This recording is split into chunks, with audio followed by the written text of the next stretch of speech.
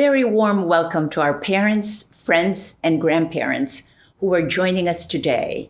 We are so proud of our Class 6 students, and we are thrilled to celebrate their talents and voices in this cross-curricular medieval celebration.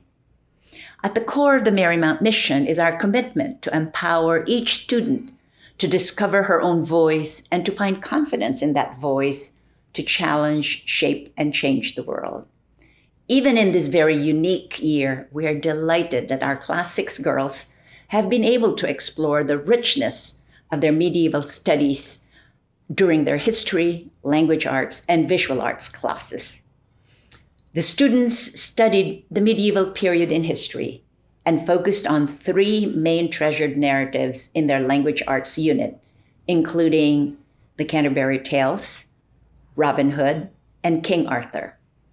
Today, they will present original monologues, speeches, and scenes based on their own creative interpretation of these stories. Some are set in the medieval times, and some are adapted into present day. You will see the visual and performing arts program in action through their beautiful individualized coat of arms and strong public speaking and acting skills. The medieval celebration is the first of 3 interdisciplinary units during their years in the upper middle school. We're so proud of our girls. We are thrilled to give you a glimpse into the dynamic curricular work which fills our days at Marymount. Let the celebration begin.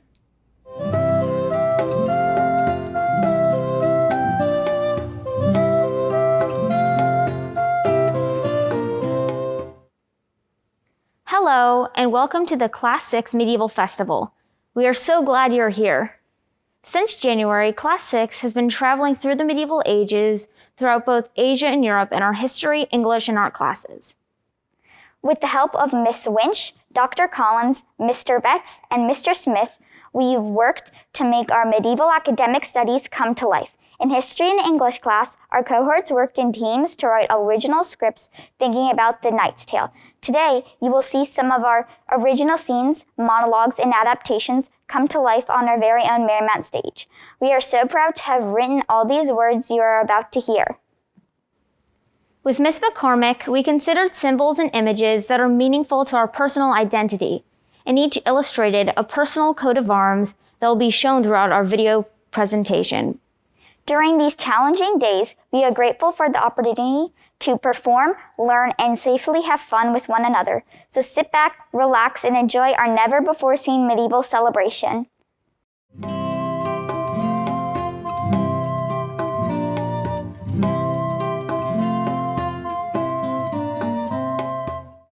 Good morning, class, and welcome to our lesson on the history behind the Knight's Tale. The Knight's Tale is one of the many tales in a well-known book written in Middle English called the Canterbury Tales. Now, we are not going to talk about the language itself, but about the story. In the story, there are 2 main characters, Palamon and Arcite, who are cousins and are knights in King Creon's army. King Creon was in both Oedipus Rex and Antigone, which are both Greek epics written by Sophocles. Take your seat and stop blowing spitballs at other students. Anyways, Duke Theseus, who is the Duke of Athens in this story, is based on a myth. You may recall Theseus and the Minotaur and how Theseus founded Athens. But we are not talking about that as well. Anyways, as this story was written in Middle English, the period of time this would have had to been written was in 1066, to the end of the 15th century. Now, if any good student recalls, 1066 was when William the Conqueror, a Norman, conquered England and became king. As he was a Norman, he spoke French, and so all the royalty and upperclassmen spoke French. As Old English was a peasant's language, gradually, Old English and French meshed together and became Middle English. Sound familiar? It should, because this story and this book were written in Middle English. This was also during the Middle Ages, a time when knights, chivalry, and romance flourished. I may not know why Geoffrey Chaucer wrote this in a way to spite chivalry and knights, but I do know how he did it. He made his knights very unchivalrous. Shocking considering other classics being written at the time were Sir Gawain and the Green Knight. Some may remember this as part of the Knights of the Round Table, What you may not know is that some tales in the Knights of the Round Table were written after King Arthur was originally written, which was around 1130. Sir Gawain was written in 1300. But I'm getting off topic. So now to talk about every medieval person's favorite game. Will you survive a joust? Now before we get into how this is related to the Knight's Tale, we must discuss jousts themselves. Jousts were places where knights would ride on horseback with lances. Now this is what everyone thinks is a joust itself. It is not! Jousts could also include fighting with swords or other fun, dangerous weapons. Now during the time of Holy Roman Emperor Maximilian I, they created special shields for jousts where if the lance hit the shield, the crest would fall off, and that is how they determined the winner. Now this book was already published long before he was even alive and emperor. So instead they had fun little things called fighting to the death. And now we get into why it was relevant. In the Knight's Tale, at the end, Palamon and Arcite are fighting for the hand of Emily, who has no role in this. Absolutely none. Can you guess how this goes? One of the knights dies, one survived and married Emily. Now, I'm not saying this book isn't good. I'm saying the opposite. Read the book, because this is only one story. That's it. The lecture's over. See you all tomorrow. We're going to be talking about medieval China.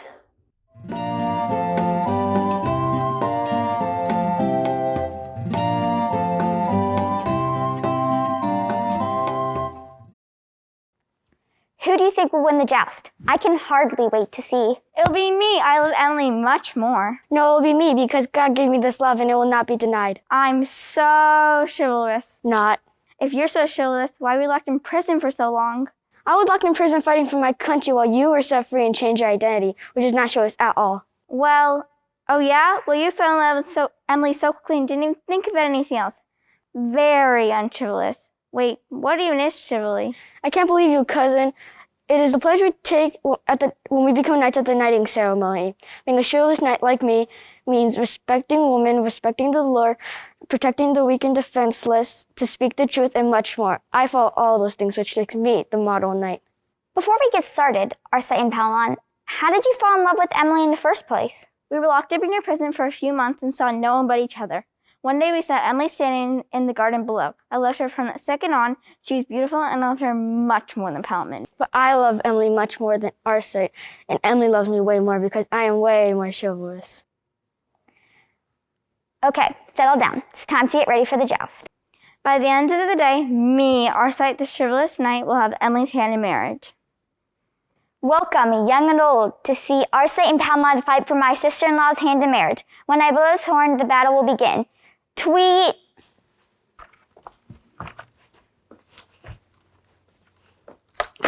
You're finished, cousin. Emily's mine, no! No, Emily's mine. I'm sure she wants a chivalrous knight like me to marry her. Cousin!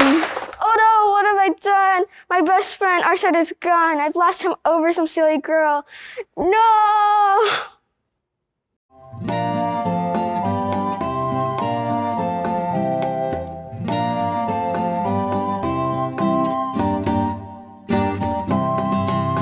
You did it. You killed Arcite for Emily. Don't you think that's so romantic, Emily? No, I don't think that's romantic at all. Why did you have to kill Palamon? I'm Palamon. I killed Arcite, my cousin, because I want to be with you, Emily. Well, I don't want to be with you, so why did you have to kill him? Because you're beautiful. Please, Emily, my dear, love me. Emily, Palamon killed Arcite because he wanted to be with you. Why do you think that's so wrong? Excuse you. Why do I have to marry him? He's already losing hair. His hair is like a bird's nest. Ugh, it's disgusting. He's disgusting. Nonsense. He killed its cousin. That's the most chivalrous act anyone can do for you. No, it's not. How about, treating a woman with respect? Who said he had to kill someone? Arcite, you shall take Emily's hand in marriage and forget all unhappiness. Why do I have to take his hand and forget every unhappiness? He's already losing hair and smells like the stinky old trash from medieval Europe. He would be lucky to take my hand. Oh, stop being so rude. Me? Rude? We have a murderer here. Stop being so mean to him. Just be grateful for what you have. But why must I marry him? Arcite, get away from me. I'm Palamon, not Arcite. Arcite is dead. Why do you keep calling me Arcite? I'm Palamon. I don't care enough about you to know your name. I wish you'd just be happy with me, Emily. But I don't like anything about you. Why must I marry you? Aw, you guys are gonna be so happy together. Well, not you, Emily. I just want to be left alone right now. I'm not looking to marry someone right now. Ugh! Now where's she going? Who knows? I would just leave her alone at this point. Women can be so irrationally emotional.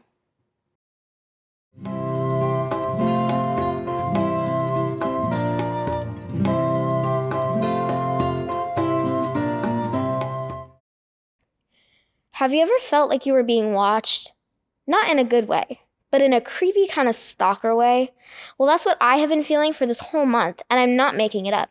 It's coming from that tower over there. 2 creepy sets of eyes peering at me day in and day out. It's haunting. See that little window up high behind the stone wall? Well, behind there are 2 men who have been locked up forever in a room no bigger than a box. The rumor is that they are soldiers from the war, cousins named Palamon and Arcite. Apparently they couldn't fight so well, so they got trapped by Duke Theseus, my brother-in-law, and lucked out that he banished them to the tower rather than killing them on the spot. So they are prisoners of war instead. Not sure they got the better end of the deal, though. I hear they are chained to walls and only fed 1 small plate of cold food a day. Pathetic. Let me give you some background. My name is Emily, and I'm Hippolyta's sister. Yes, the Hippolyta from Midsummer Night's Dream who was captured by Duke Theseus and dragged here to Athens to be his queen. She decided to take me along as her companion, so I was also dragged away from my perfectly happy home with the Amazon women of Scythia. Oh, and it was a great life there. We were free women warriors, no men in sight. Can you imagine the fun? And we could fight. If we had been in charge of this war, it would have ended a lot earlier. And I can for sure tell you we would not be locked up in a dark room eating cold plates of food. Sadly, we were captured, and now I'm forced to dress like this, like a noble woman. Flowers in my hair, long flowing dress, and this tight belt around my waist that makes it impossible for me to breathe. Life is very boring here in Theseus' castle. I basically just get to roam the garden all day counting butterflies and picking flowers. I wish I were back home riding horses and swinging my sword into the sky. I miss my armor, and I miss my sisters. Now I have no companions, just a day in and out of the garden. Boring. But back to the creepy guys in the castle tower. The rumor is that one is going to be freed. I guess Arcite left Athens, and I don't really know what happened to Palamon, but now I have a new servant, and he's as useful as an ice cube in winter. And he's even more creepy than Palamon and Arcite. I do not think anyone could top them in that category. He just stares at me all day. He follows me around and does whatever I ask him to do. Fetch me water. Pick up my shoe. Go find me a yellow butterfly. I'm running out of things to say to get rid of this guy. Another thing is he's also really ugly, and his breath smells terrible. I understand bathing is only for the nobility, but you'd think he'd get a hint from the bucket of water and soap I leave in front of my door every day. He won't even talk to me. Every time I try to ask him about war or politics or even the weather, he just stares at me and drools. One day I heard fighting, so I went to go see what it was. This fight was fierce. 2 men apparently fighting over my hand in marriage. Good luck. I have absolutely no desire to be married. No way. I cannot believe Theseus would have the nerve to hand me over in marriage like I'm some prize. I feel betrayed. But anyway, back to the fight. I watched these 2 men fight terribly. I could have taken either of them and won. It was a gruesome end. When I looked up at the soldiers, I noticed a familiar face. And even worse, a familiar smell. Ew, it's the creepy servant with the bad breath. Oh, please don't win, please don't win. I do not know what I will do if I have to kiss him with that awful breath. Arcite was killed, and Palamon won my hand in marriage. These 2 ridiculous men, cousins, fighting and killing themselves over a woman they've never even met? What kind of values do they have? Now I have to marry this guy? I don't think so. I'd rather challenge him to a joust. But I guess I have no choice. I'm Mrs. Palamon, former Amazon queen. I'm a lucky girl. Yay! So I married Palamon.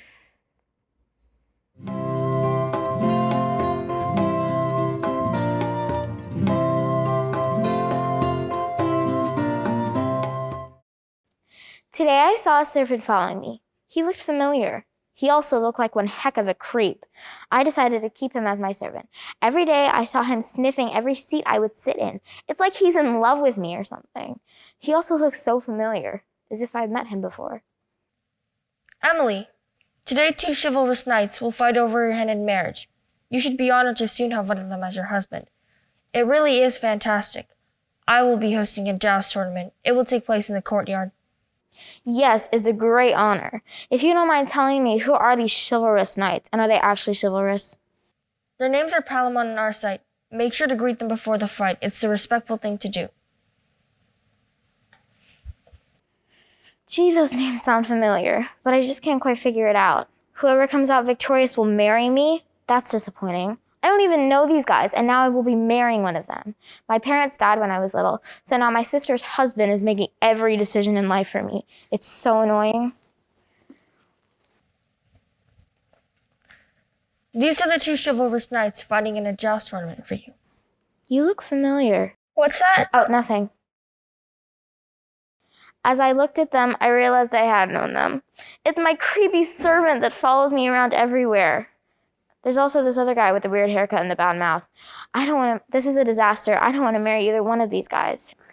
Don't worry, Emily. By the end of this fight, you'll definitely realize I am your true husband, and you won't deal with Arcite stalking you anymore. No way. I'll win, and Emily and I will have an amazing life together. Won't we, Emily? I will come out victorious and show you how chivalrous and manly I am. I, Arcite, am superior. No, I will win. Emily will be happy to get away from you. Okay. Emily, wish them luck. Good luck to both of you, I guess. Do I really have to marry one of these guys? They're always fangirling over me. It's getting really annoying. Shush, woman.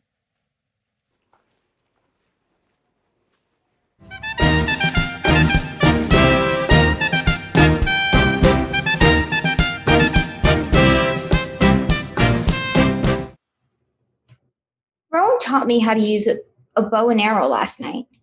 We've been friends forever, but we only started sneaking out at night once our friendship had been forbidden. He has dark hair like mine, and at first glance, you would think we were siblings. Our only difference is our eyes. His are the color of summer leaves and light up the room. Mine, however, are the color of steel and seem to distinguish candles.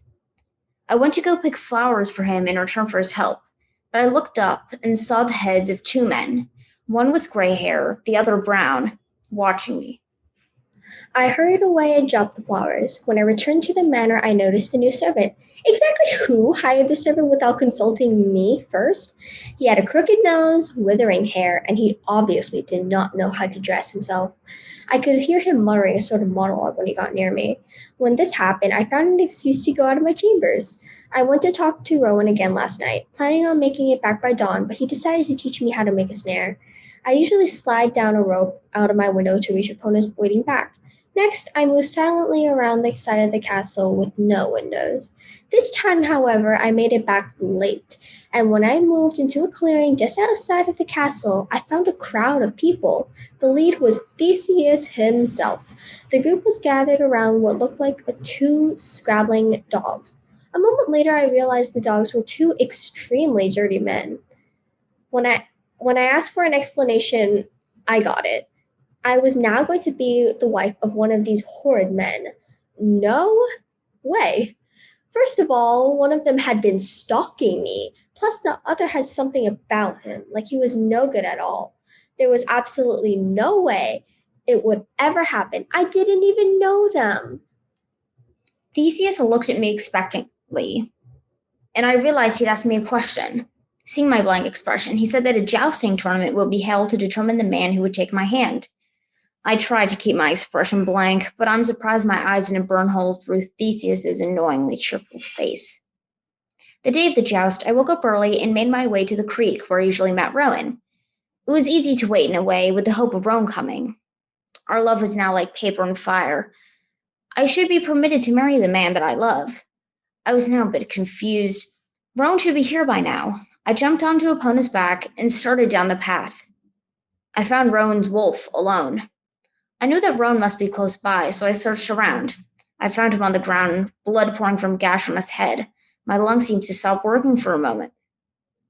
As soon as I got a hold of myself, I lifted him onto Epona and brought him home to the manor, his wolf Lupin following behind our odd brigade. I watched as he gained consciousness. As soon as he was well enough, he explained that he was checking his snares when someone had thrown a rock at him. I saw Lupin carrying the rock in his mouth. I picked it up and saw that it was speckled with dark red blood. I noticed that there was also a small piece of brown, almost gray hair. I recognized that hair, but I couldn't remember. I decided that I better go to the jails where the whole town would be. It was my best shot at finding a doctor. When I arrived, I saw Arcite, the man that had dressed as an Athenian and worked as a servant. But I also saw Palamon, the older of the men. I held up the piece of hair, comparing it to the one on his head. Palamon was the one who threw the rock at Rowan. I found a doctor and we immediately headed home. He saw Rowan in his state and immediately started his work. As the man worked, I brought Lupin outside to play with Epona. They roamed together for a while and I watched them. It wasn't just about us. Epona and Lupin had been friends since Lupin saved Epona from a bear. I still remember that day. That's when Rowan and I first met. I stared up at the bright sun. I watched the clouds move. As I lay there, I hatched a plan. I got up quickly and ran to the joust. Epona would be too loud, and I wanted to be discreet. As soon as I reached the joust, I blended into a crowd of women, not wanting to be seen. It didn't work. Palamon, who seemed to be the winner of the joust, walked over. Palamon wanted to start planning the wedding immediately. I wanted it to be small, but Palamon was so proud of himself that he wanted every person in the town to come. I bluntly agreed. I don't know what I was trying to hide anyway. Everyone in the town already saw the joust and knew we would be getting married. The next day was the wedding. Before the ceremony started, I grabbed a sleeping medication strong enough to knock out a horse. Sure, it was meant for Rowan's head, but it would do. After the wedding, Palamon had a glass of wine, and when he wasn't looking, I poured the potion in. Palamon instantly fell asleep. I ran down the aisle and hopped onto Epona. We went back to the manor to collect Rowan. He and I got onto Epona's back to run away from that town. Later, it was announced that I had gone missing. Rowan and I lived the rest of our lives in the woods, and we became the most feared outlaws in all of Athens.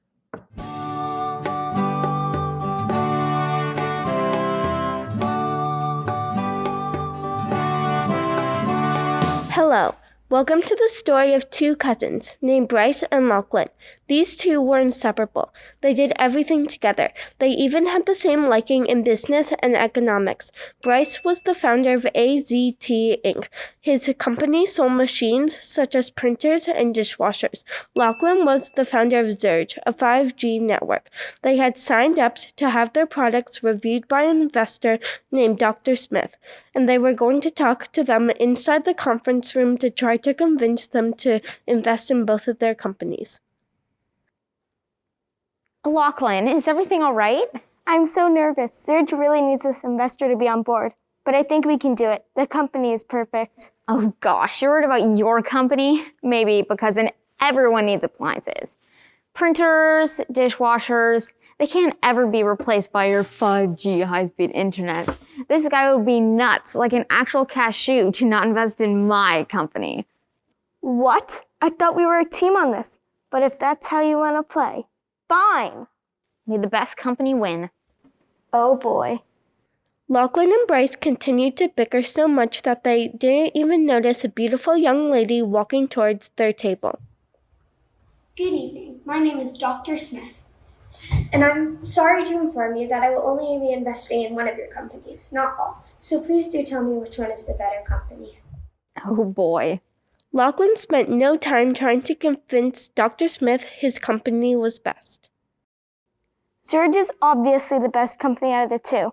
It's a 5G network that also sells small gadgets such as smartphones and laptops. Bryce filled with rage. He knew what his cousin was trying to do. He wasn't going to just sit there and watch this happen. Actually, AZT Inc. is the far better company. We make useful machines such as printers, dishwashers, laundry machines, and so much more. The once inseparable cousins started bickering on whose company was best. Smartphones are much better than large machinery. You can use them to make calls, play videos, and play games. But machines like laundry machines can clean your clothing for you. Phones can't do that now, can they? Except you need a device like a phone to tell an appliance like a printer what to print. Printers would be no use without small gadgets. Enough!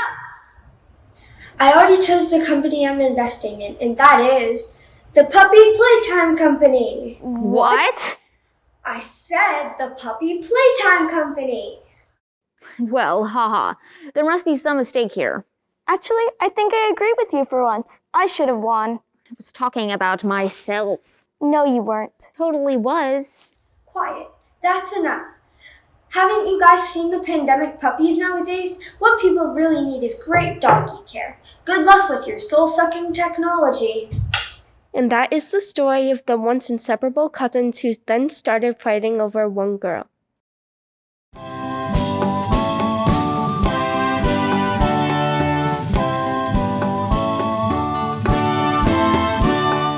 Dude, I think Emily likes me. Nah, man. She definitely likes me more. She's 100% head over heels for me. Bro, I know she likes me. Dude, watch this. So, do you, want to go to the middle school dance with me? I'm not interested. Did you see that? Instant sparks like fireworks. Instant connection. She's just playing hard to get. Yeah, hard to get. Anyways, I think I'm gonna ask her to go to the middle school dance with me. Nah, man. You're sabotaging me? No. This is war, brother. I didn't want to have to do this to you, but it's on, dude. 1, 2, 3. A staring contest? You guys are pathetic, but like real men. Yeah, Ellie's right. My name's Emily. Like I said, Eliza. That is, unless you're scared. Never, man. Let's do this. Rock, paper, scissors, says shoot. Rock, paper, scissors, says shoot. Rock, paper, scissors, says shoot. So, Bruce isn't free anymore, so do you maybe want to go to the middle school dance with me? I'd way rather go out with a group of friends I would actually like more than someone who thinks they can just win my honor by playing rock, paper, scissors. Have fun making airplanes without me, though.